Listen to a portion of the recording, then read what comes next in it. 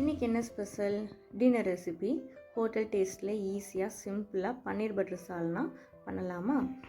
ஒரு கடாயில் 2 table spoon நல்லெண்ணெய், 2 டேபிள் ஸ்பூன் பட்டர் ஆட் பண்ணிவிட்டு நல்லா மெல்ட் ஆனதுக்கப்புறம் 1/2 டீஸ்பூன் சோம்பு, ஒரு துண்டு பட்டை, 2 ஏலக்காய், 2 பிரியாணி இலையை தாளித்து விட்டுடலாம். தாளிக்கிறதுக்கு ரொம்ப ஸ்பைசஸ் ஆட் பண்ண வேணாம், இதுவே போதும். தாளித்ததுக்கப்புறம் வளரி வெங்காயம் 2 நீள நீளமாக கட் பண்ணி ஆட் பண்ணிவிட்டு கோல்டன் ப்ரௌன் வர வரைக்கும் நல்லா வதக்கி விடணும். வதங்கினதுக்கப்புறம் நம்மளோட ஹோம்மேட் இஞ்சி பூண்டு பேஸ்ட்டு 2 டேபிள் ஸ்பூன் ஆட் பண்ணிக்கலாம். இது கிரேவிக்கு ஆட் பண்ணுற இஞ்சி பூண்டு பேஸ்ட்டு. மேலே இருக்கிற 3 டாட்டை கிளிக் பண்ணால் அதில் டிஸ்கிரிப்ஷன் வரும். டிஸ்கிரிப்ஷனில் இதோட லிங்க் இருக்குது. ராஸ்மல் போகிற வரைக்கும் நல்லா வதக்கி விடணும். வதங்கினதுக்கப்புறம் மீடியம் சைஸ் தக்காளி 2 கட் பண்ணி இதில் ஆட் பண்ணிக்கலாம். உப்பு போட்டு மசிய வேக விடணும். இதை தக்காளியை நீங்கள் பேஸ்ட்டாக கூட அரைச்சி ஆட் பண்ணிக்கலாம், இன்னும் கொஞ்சம் க்ரீமியாக இருக்கும். இப்போது பன்னீரை குட்டி குட்டியாக கட் பண்ணி நம்ம வச்சுக்கலாம். இது நல்லா வதங்கினதுக்கப்புறம் நம்மளோட மசாலா ஐட்டம்ஸ் எல்லாம் 1 by 1 ஆட் பண்ணிக்கலாம். அதோட அளவுகளெல்லாம் நான் ஸ்க்ரீனில் கொடுத்துருக்குறேன். இந்த கடாய் பன்னீர் மசாலாவோட ரெசிபி டிஸ்கிரிப்ஷனில் இருக்குது. மஞ்சள் பொடி, சில்லி பவுடர் இது எல்லாமே 1 by 1 ஆட் பண்ணிக்கோங்க.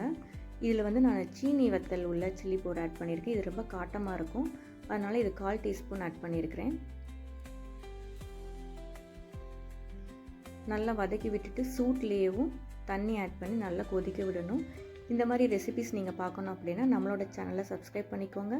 பக்கத்தில் இருக்கிற பெல் ஐக்கானையும் கிளிக் பண்ணிக்கோங்க. அதில் ஆல் என்ற ஆப்ஷனை டிக் பண்ணி வச்சுக்கோங்க. அப்போ தான் நம்ம போகிற வீடியோ உங்களுக்கு நோட்டிஃபிகேஷனாக வரும். நல்லா கொதிக்க விடணும். நல்லா கொதித்ததுக்கப்புறம் நம்மளோட பன்னீர் க்யூப்ஸ்களை 1 by 1 ஆட் பண்ணிக்கலாம். பன்னீர்லாம் ஆட் பண்ணதுக்கப்புறம் 3 நிமிஷம் கொதிக்க விட்டாலே போதும். ரொம்ப கொதிக்க விட்டோன்னா ஒரு மாதிரி பன்னீரெல்லாம் ரப்பரி ஆகிடும், சாஃப்டாக இருக்காது. அதனால் 3 நிமிஷம் கொதிக்க வச்சாலே போதும். கொதிக்கிற சமயத்துலேயும் 1 டேபிள் ஸ்பூன் பட்டர் ஆட் பண்ணிக்கலாம். இறக்க போகிற ஸ்டேஜில் fresh cream 1 tablespoon add பண்ணிக்கலாம். இது நல்லா ஷேக் பண்ணிவிட்டு ஆட் பண்ணிக்கோங்க.